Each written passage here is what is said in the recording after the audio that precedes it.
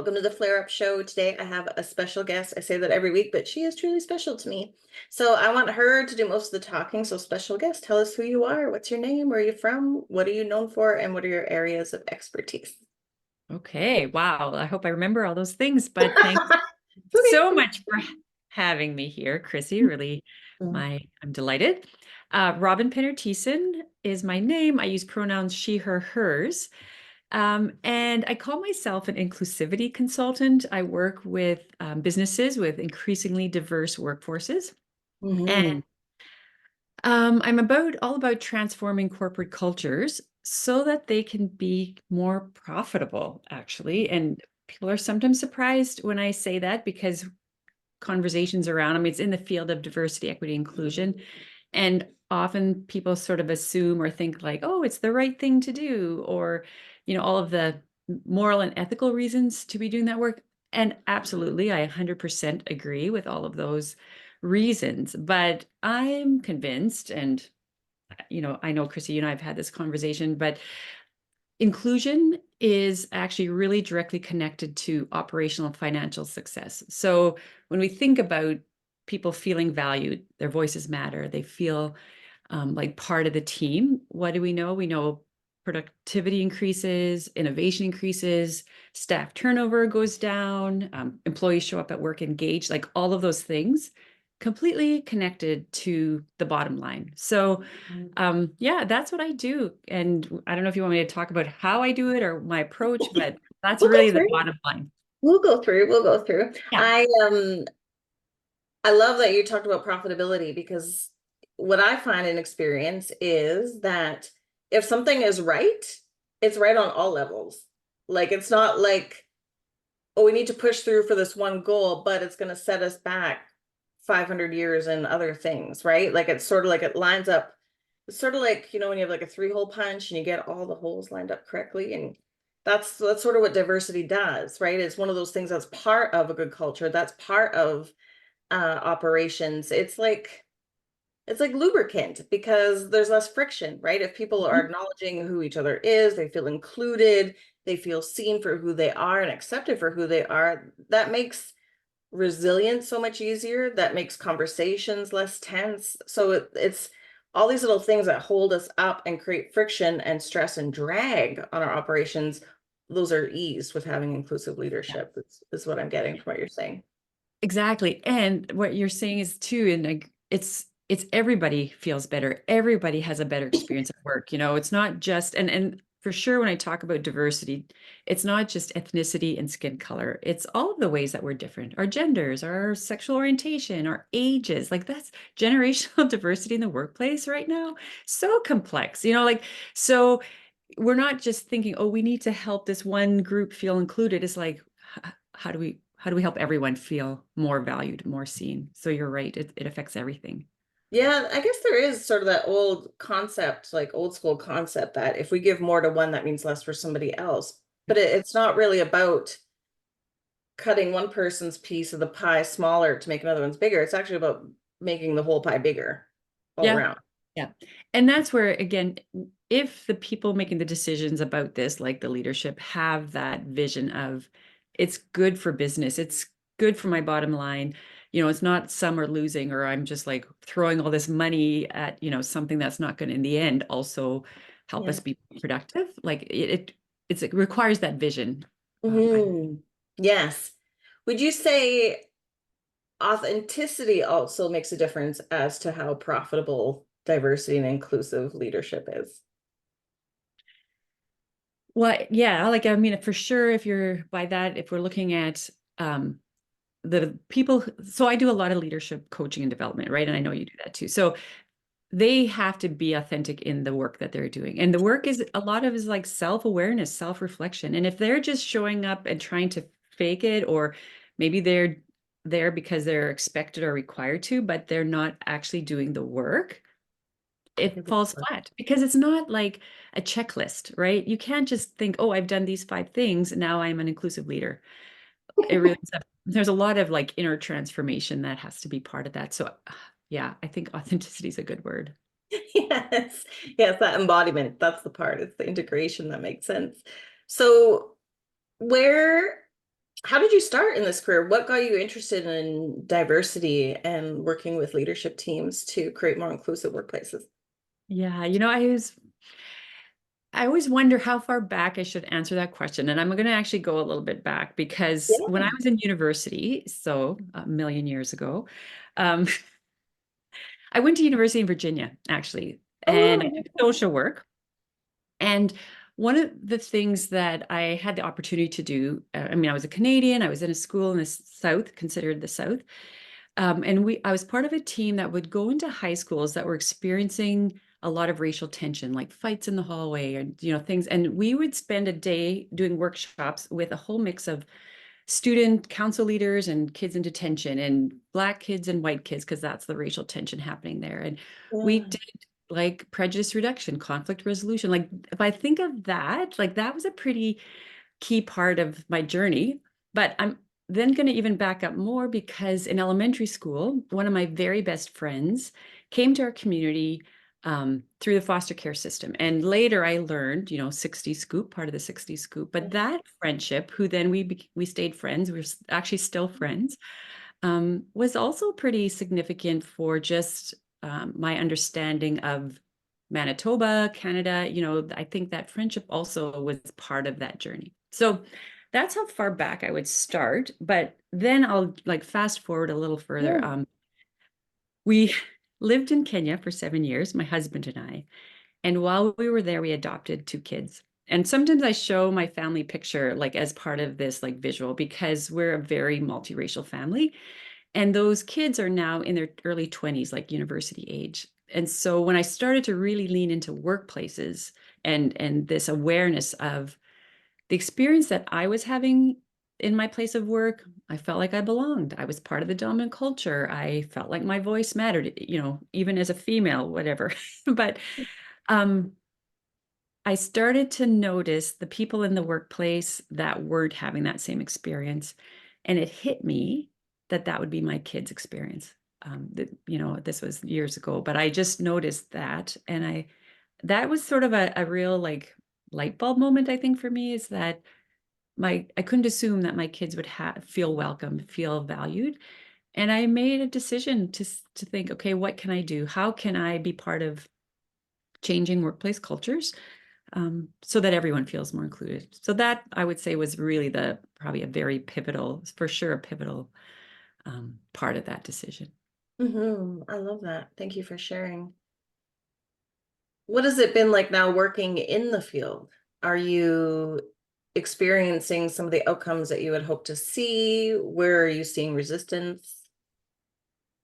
Yeah, I do see outcomes, and that is incredibly rewarding. Um, whether it's baby steps or whether over a longer term, which is I have the opportunity often to work with a company for 12 or 18 months, even longer sometimes.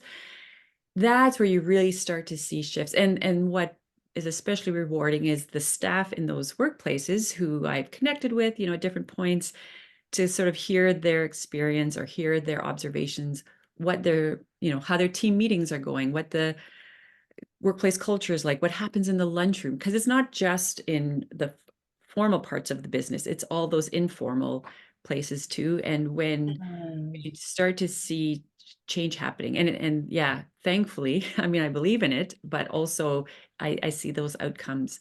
Where's the resistance? Um, okay, well, there's always the people who think this is a waste of time and they wonder why we're spending all this energy talking about something because they have no concept of what it's like, right? And they tend to be dominant culture, just to Yeah. not name any labels, but like, they're just like, this is a waste of time. We should be just getting the work done. And that's disheartening. And you see the whole range, like in any organization, you've got people on that whole range of really committed and deeply and authentically investing in it, and the ones that are just like, okay, I'll show up for the meeting, but I'm not really, I'm not Not really really here participating. participating. Yeah. Yeah. Where do you think that dominant culture, yeah, you said it's because they don't really experience. So to them, it's not, I guess, as urgent because they're not experiencing. Although what's interesting is I think sometimes dominant cultures feel like they're experiencing it as things are coming to light and as they're having to adopt some self-awareness that they might be part of a system that not everybody gets treated like them. So they're, I think, the ones we talked about, people like making the pie smaller. Maybe they're the ones that worry that the pie is getting smaller, but actually it's just getting bigger for everybody. If you could really get to their inner thoughts or mind and like plant the seeds of motivation, how might you try to help them start that journey of self-reflection so they could be open to the idea that maybe things aren't as wonderful for everybody as they are for them? Or Mhm. even if it's not wonderful for them, that's the other argument sometimes too, right? Is, well, I've had it hard. I've had it hard too, but it's different. It's a different kind of hard, right? Right. So yeah, like sometimes the starting point is the bottom line. Like it really it's dollars and cents and productivity. And what they're noticing, so there's some pain, right? There's got to be some pain for them to really believe or dive in. And it might be they're having trouble attracting talented staff. And right now there is a bit of a, shortage. So and we know one of the things we know too is millennials, Gen Z, they're looking for workplaces that prioritize DEI. Like that's one of their values. So maybe the pain their experiences is trying to attract, or high turnover. They notice that people are leaving, and why is that happening? And the other thing, so as soon as there's a bit of that first step in and we start to work together, when I invite them to reflect on the people they supervise, like just going really close and in close, and especially when they've started to have more diverse teams, which most workplaces, and again, not all, but we can talk through like what are the frustrations that they're having. And they might think, well, not meeting deadlines or poor performance, or like they kind of point to sort of these outcomes. And then when I can help them just understand that deeper layer of like, what if cultural differences are a part of this? What if they're not feeling heard or understood, or they're showing up in a way that is totally in line with their own, how they see the world, and it's different. And I've definitely had some of the people I've worked with, men, white men who have been in leadership for 30 years, who have come to me and said, the way I used to lead, it's not working anymore. Like, Okay. I need to change, and I'm not sure, like there's some uncertainty. So that is also a starting point. Like they may not be a big believer in DEI language, but they are recognizing that they need some new skills, that they need to, you know, gain some new awareness around how to be more effective, because they want effective work teams. They want innovation. They want all of those things. And yeah, but I think a bit of pain, like somewhere, some problem that they need help with, is probably the entry point for them. And I'll just Mhm. say one other thing and white men tend to be the demographic, but white women also, like dominant Yep. culture, it's pretty broad.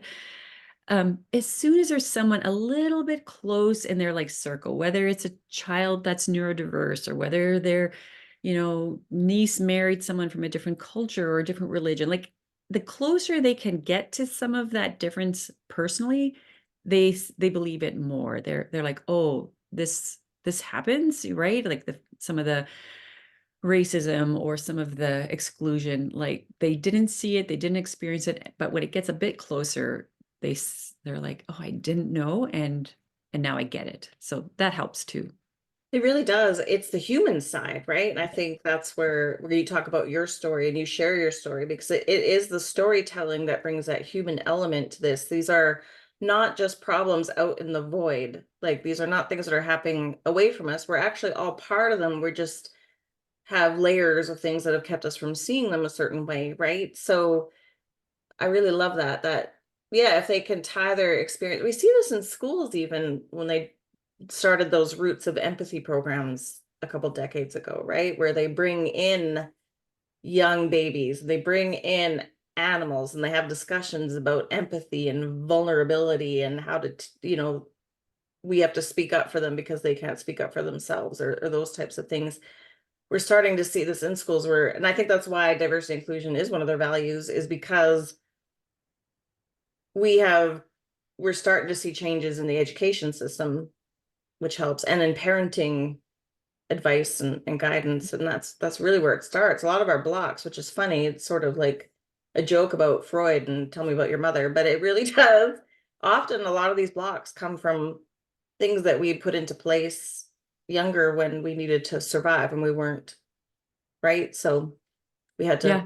we fostered these protection systems. And back in some days of these people that are in their, senior days of leadership, it was definitely a different world back then, and they needed a different set of survival skills. So Right. Yeah. No, and I'm encouraged by, right, like the change in the education system. I mean, what I learned about Canadian history is very different than what my kids learned, right? And so we see we see yes, progress happening. And the things that yes. I learned about, in my 30s and 40s, kids are learning about much younger. And I think that's changing and changing the generations coming after us, for I sure. love it. One of the areas that I know we've talked about casually, and I know it's not something that you focus on like professionally per se, but I think it's in there as well. We talk about diversity as far as demographics, but I think one of the areas that is also going to grow is this emotional or mental diversity, right? Where you have neurodivergent people, or you have different work styles or different levels of resilience as far as how much stress a person can take. And can we start meeting people for their individual needs?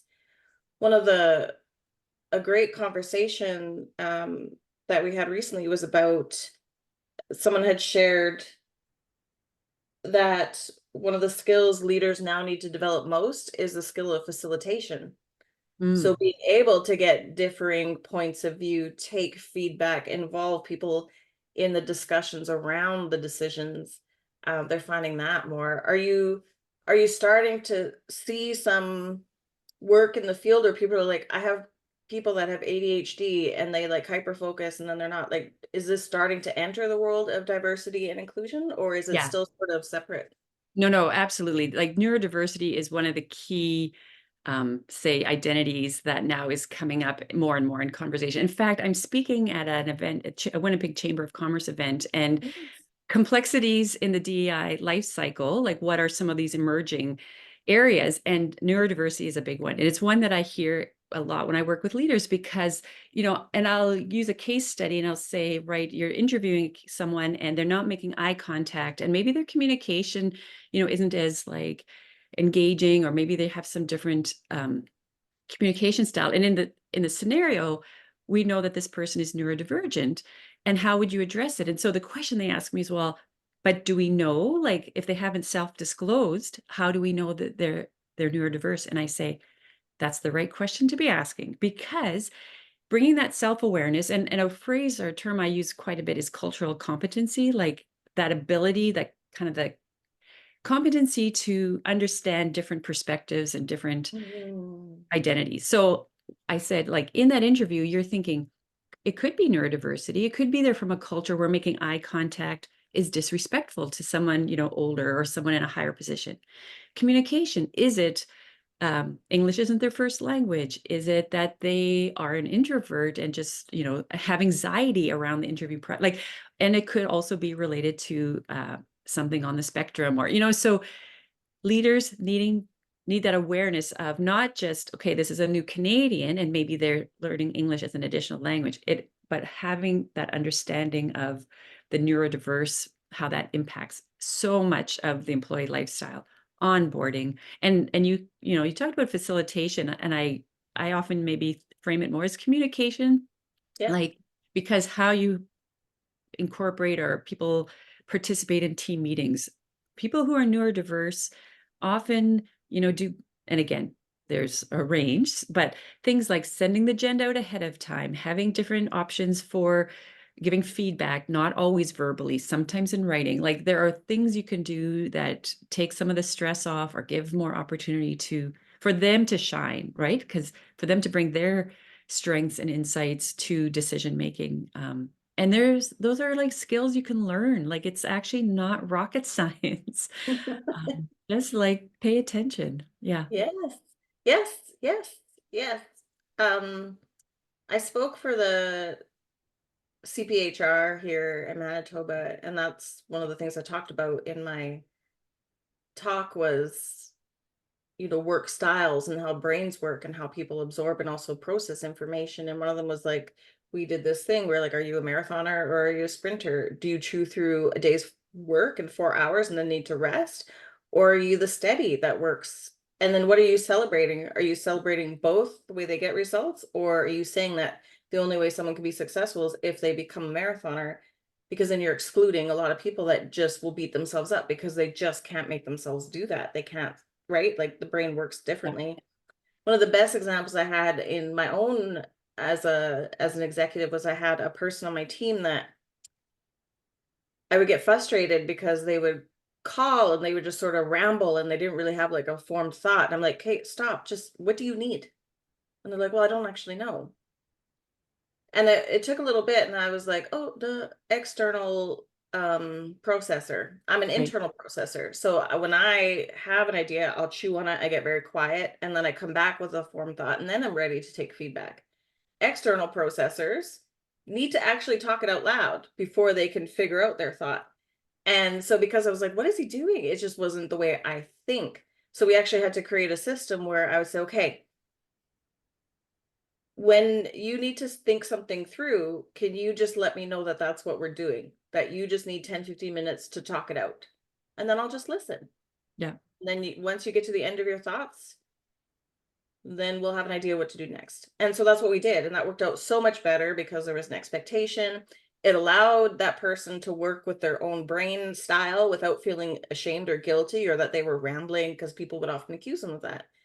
But once they got clear and were given the opportunity to just share out loud, and they had other ways too. So like, go talk to your dog. If it doesn't really matter what the person's saying, like you can talk it out to yourself, even out loud. That still Hmm. works. Hmm. So we employed some of these tools, and it actually really cleared up a lot of their brain space, and conversations became much more productive in the end, and they felt much more included and seen because I didn't have them change who they were.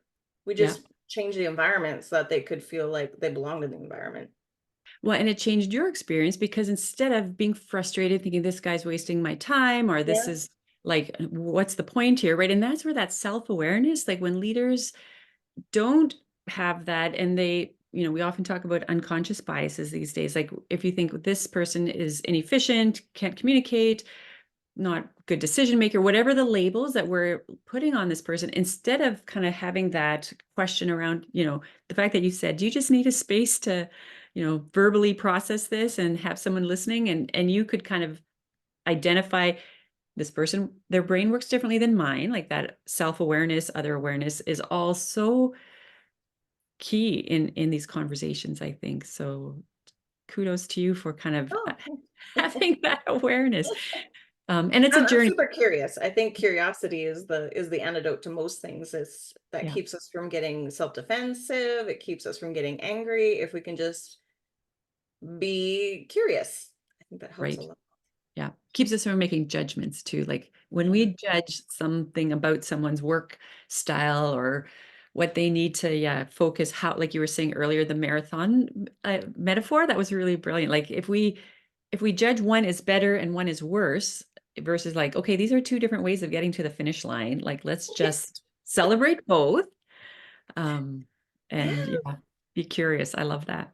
Yes, yes. And that's what we have to be careful with the cultures that we create as well, because if we only want marathoners for whatever valid reason, maybe it is the type of work where it has to be steady. Like if it's manufacturing work or process type work where there's a flow, and if you're too quick, that puts everybody else out, there's a place for it. But then you have to be careful when you're hiring and understand who would be the right fit, and making sure they're getting into an environment that will fit them, help Yeah. them thrive, and or just the environment, right? So these things we talk about, best fit isn't just like, do they have the right qualifications? It's also how they approach their work, where they're comfortable, is it communication and a style that will make them feel safe and that they can contribute. So there's just so much to it, right? Like diversity and inclusion.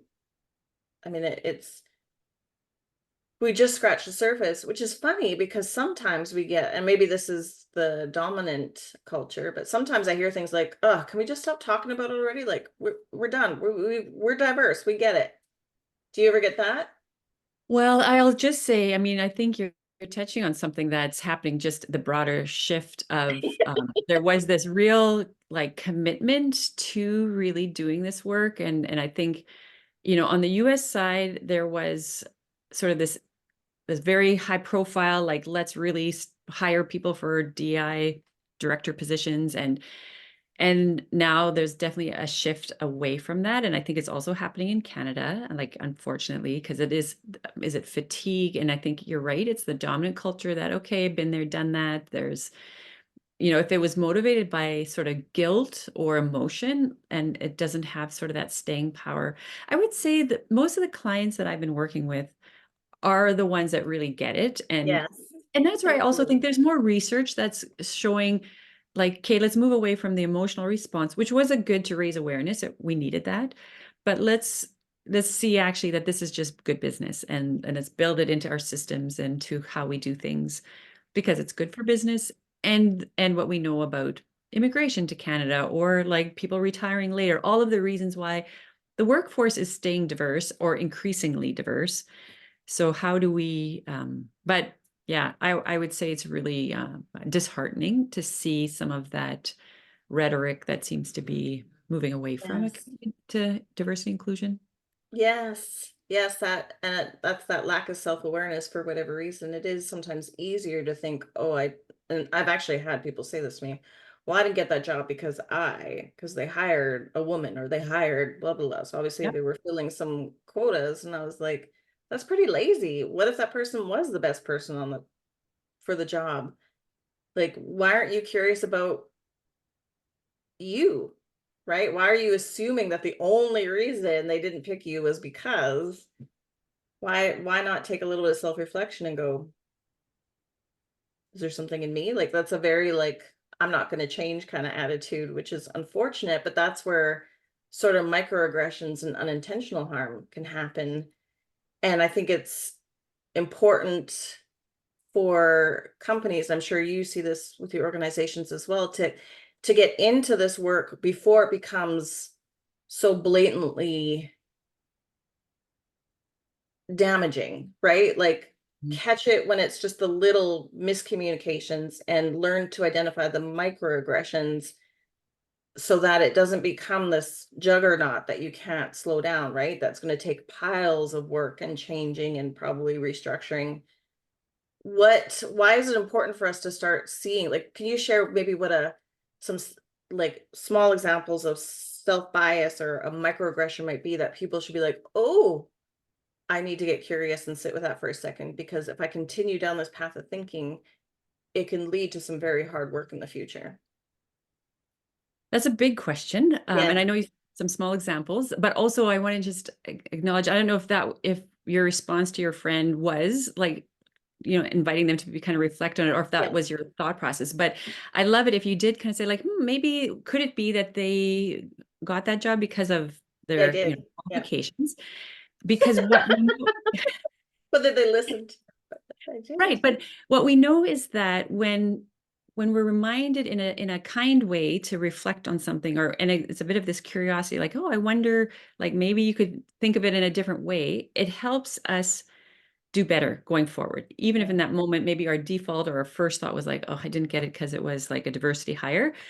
But when someone can challenge us and kind of invite conversation, and it's this whole, I guess, active bystander idea of like, how do we address things in the moment or in a way that doesn't cause someone to get defensive or feel guilty or ashamed? Like that usually doesn't really change behavior. But I mean, I'm still learning things, language that I use, or ways of saying things that I'm doing harm and I don't want to. So I appreciate when someone might kind of call me on something like, "Oh yeah, I didn't realize that," and I thank you. Like so hopefully that's our response. Now, Yes. microaggressions is a it's I said it was a huge question or it's a huge topic because to really for people to really understand what microaggressions are, it's because they're really small comments often. Like they look like they're each teeny tiny things. It's the cumulative impact. And the phrase that we use is death by 1,000 paper cuts, right? Yeah. So one paper cut, the one comment I make feels like nothing. So it's just a little, burns a little. But the person who's the target, when they experience it over and over and over and over, and what they're being told is like, you don't belong, or you're not really one of us, you're obviously not from here, or whatever the messaging is, that can have all kinds of really significant outcomes, mental health, depression, all of those things. So, but the other thing I would just say about microaggressions is when we start to understand and really become more aware, it's a really specific, like, you can change your behavior. So there's sometimes we learn things about, who we want to be, and it's hard to kind of put something into practice. It's like, how do I bring this philosophy to my life? Vague, nebulous. Microaggressions are like, we stop saying those things. We stop asking those questions, because I would say that it's probably 100 different examples that in the workplace come up over and over. The people who have been saying them or doing them completely unaware. Okay, I'll give one example because it's, again, a small thing. And it's related to what you were saying, like unconscious. People often aren't aware of what they're doing. But when you're in a meeting and different people are talking, people will check their phones for messages when certain people are talking, but then put them away and pay closer attention when others are talking. And they may just think like, oh, I just thought I would quickly take a minute. But no. And the person, and we'll just say non-dominant culture, because it could, again, be any cultural identity. They notice it, and it happens over and over. Whenever they're sharing an idea or giving an input, it's like half the room starts to like, oh, it's time to check my messages. So that's just one example, but there's like, I could give a lot of examples. And maybe I'll give one more quick one because it's men and women. Yes. It's gender. So the research shows that men interrupt women more often than they interrupt other men. So it's not like, oh, some men are interrupters and some are more polite.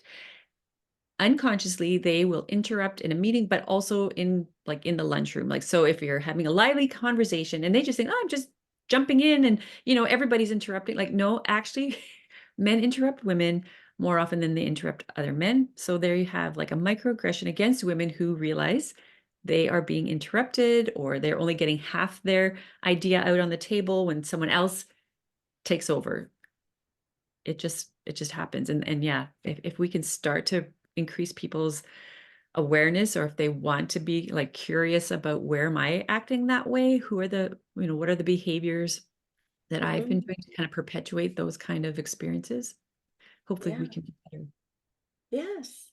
And to be curious enough to want to listen to different voices, like not even just pay attention to behavior, but be like, oh, I should listen because this is a very different perspective than mine, and listen to it with open-mindedness, right? That's the real goal.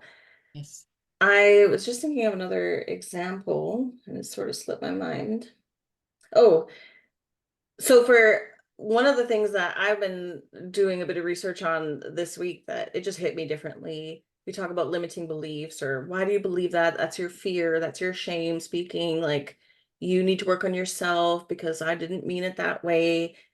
It's not limited beliefs, it's limiting experiences. People feel the way they do because of experiences that they've had, and those are valid, whether they dealt with them well or not. It's still valid. Those are experiences.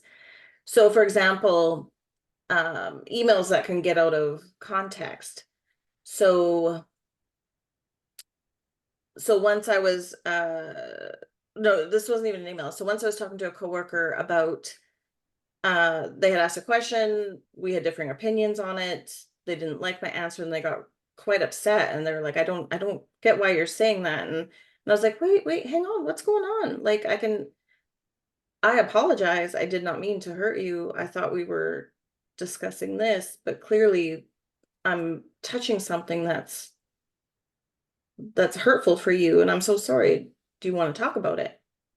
What happened to you that makes this really difficult to talk about? And then that led to like a lot of discussion, and then you get closer together because you understand. And then it's like, it's not about that person being too sensitive. It's about, no, that's like they have a sliver, and if I keep rubbing it with salt and vinegar, even unintentionally, like I can just stop that and just be mindful of their sliver, and maybe even help them take it out. And by creating a new experience around that previous experience that's a little more disconfirming, a little more positive. Yeah. And again, it goes back to storytelling and believing people's experience, right? That validation. and with your own self-awareness, because if you weren't leaning in, you would have been like, what was that all about? Right. That was a way overreaction and, maybe made some judgments, and Yes. any opportunity for sort of what you were saying of that coming closer together, maybe even helping, were Mhm. lost because you might have felt disrespected or misunderstood, and then your feelings are hurt. And that's often what we see is there's this like, oh, don't be so sensitive, or that was an overreaction. And well, fine, then if that's how you want to be, right, then I'll just go over here and do my own thing. And so Well, such a excuse me for trying to help. Like, exactly oh, I wish those people would listen to this, but I doubt they will. But right. Dang it. if you're listening to this, you're probably doing good things, so don't be hard on yourself. Yeah. Right. Teach others around you. Yes, keep spreading the love, spreading the Yep. love. Um, what do you, so let's talk about your work now. So who do you tend to work with and how do you work with them? Yeah. So, one way to answer that is, and maybe I mentioned this a little bit, like I tend to work with people who are already have done some DEI work or have started that journey and just recognize the value of diving in more deeply. So, um, they tend to already have some reason why they're engaged, or maybe to say believers. Those tend to be, although I do have some like entry sort of dip your toe in the water, like the microaggressions workshops, where they might just think, oh, we just want a 1 day seminar or workshop, we'll check the box, and then that tends to be the end of it. So I feel like it's all part of their own journey of planting seeds. But the ones where I really can dive in and help transform their corporate culture and really have impact is those that have begun the journey. Now, the way I work with businesses is starting with a bit of an assessment, like entering into their kind of diverse environment, doing an assessment and tailoring a program or a strategy to address what are the issues, what are the areas that we want to pay attention to. And it can be, it often is a foundation is the leadership development piece, because we know to change corporate culture, to change systems, policies, practices, all of that, performance appraisals, who's getting hired, who's getting promoted, who's getting leadership positions, all of that starts at the top. So that's a really key part of the program. And then even to kind of think, if there are organizations that have boards, often boards need to be involved in some of this to understand why it's so important. So that's the program, or the strategy would involve, yeah, some leadership development and coaching, often some staff development and training, and really then if they're I help with policy audits, like they'll want to go through their policy and say, how do we bring this equity lens, this inclusion lens, and where have we been missing it? So that can then, because the goal is not for it to be a one-off, or someone with good intentions who, yeah, maybe they really change things while they're in that position, and then when they leave, if there aren't those systems in place, nothing has really changed. So, and how do we keep like build in accountability? um, and exactly, one of them is with its, whether it's annual work plans or the performance appraisal, like building in questions like, how are you prioritizing this, or what have how many hours have you spent in maybe some training around these issues? So that's the kind of the general approach that I use with organizations and businesses. Yeah. And we have been working with HR teams here as well, trying to partner because I think there's still a bit of a stigma. It's getting better though, I think that um we need to be able to do this all by ourselves, but often it takes an external change agent to implement this stuff. Why is it so important to sort of get that outside piece for sensitive people issues? Well, and yeah, good question. I'd be interested to hear your answer to that same question. But as an external consultant, you can say things to people in a way that an internal, like an HR director, or can't say. You can just be more candid, and also like name things that you're seeing in the system, because you have that outside perspective, and it's not like you don't have that history of like, okay, which power dynamic am I going to like upset here if I put my finger on this? And you just have the opportunity to, I mean, you have that perspective of an outsider, an outsider, but with a lot of insider information. Because if you do your Yes. homework, focus groups and one-on-one and maybe an assessment tool, like you get a lot of information, and people are often eager to share. Like maybe that's the second part, is people are willing to be more candid with an Mhm. external person, and you get information and insight. You keep it confidential who said it and where did, but that really can inform some of the, conversations of addressing and putting your finger on some areas that probably need attention. So I work really like to support the internals, whether it's HR or who, because you want it to be ongoing. You don't want things to end when you leave as that consultant. So I think Yes. working really closely together and thinking, so I'll give one example. Like often an organization has not often, at their best, they have a DEI committee. And that might be who invited me to come work with them. And so throughout, I'm always highlighting, I'll say, this is what the DEI committee, their strategy, or this is, you can continue this work through these opportunities that the committee, like I'm trying to affirm and support, I'm trying to like build up their reputation in the company so that people really look to them sort of to move this forward, even when I'm gone. Mhm. Because then people are bought in and it's going to keep hopefully moving forward.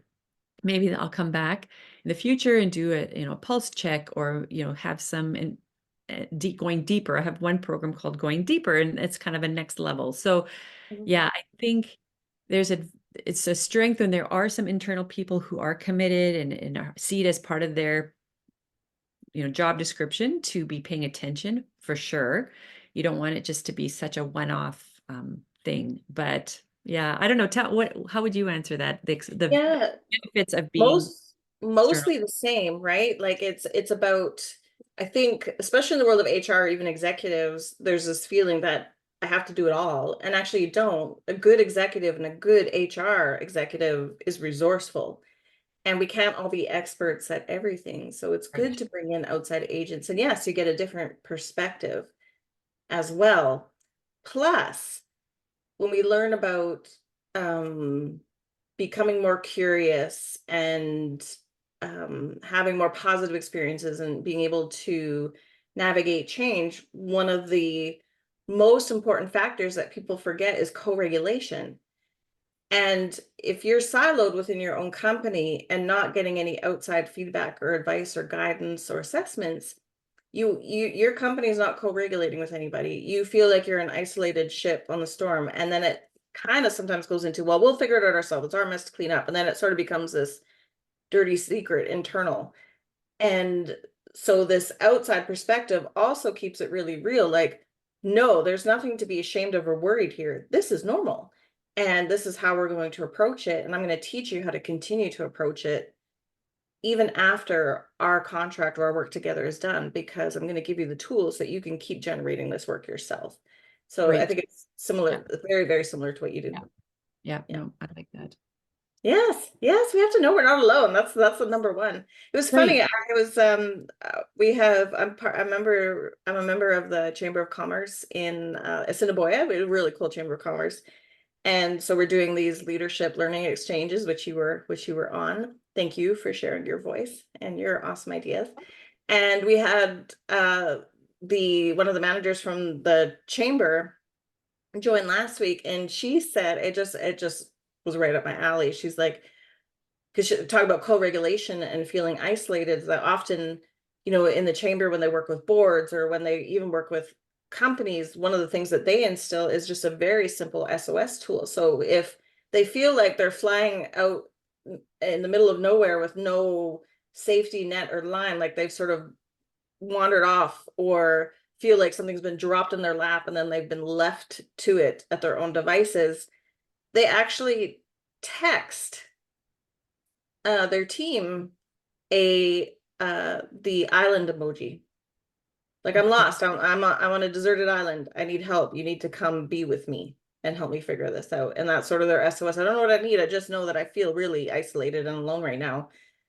And I just thought that was so fun and cool. And also, even though it seems silly and it could have like a playful or a childish uh perspective, it actually is very inviting. And the science behind co-regulation and lack of isolation, it's bang on actually for, again, lubricating conversations. And rather than someone going, you left me to do this all by myself, it comes like, hey, I'm drowning here. Can someone give me a hand? And people like to help each other. We just don't like being told we're doing it wrong, right? So this is a nice inviting way to bring people in and include them in the Yeah, process. that's so interesting because for sure they'd also, like, I mean, it's part of this whole like, how do we view failure, right? And do we say failure is a learning opportunity, or do we feel like, guilt and shame? And I mean, it's a bit of the Brené Brown vulnerability, but like, because even to text out that the island emoji, which is beautiful, it normalizes and it creates a culture in the workplace that says it's okay to not be able to be all things to all people at all times and juggle all the plates and all the balls, right? It's like saying, okay, right now I've got just too many balls I'm juggling and I'm, going under here. But there's a lot of places where that is not the culture. And I think I'm really encouraged that this is something that is being woven into, more and more workplaces. And I hope they were finding success that they were Yeah. using. It wasn't just like, oh, someone else can use it, but I can't because I don't want to look like I don't know what I'm doing, or, those. No, no, and with those things, it usually takes one or two people to sort of do it first and have, again, that positive experience around it for it to start to take off. There has to be the first and then the first follower, and then after that it spreads like wildfire, right? So yes. Thank you so much for your time, Robyn. Are there any last nuggets of wisdom you'd like to share with the audience?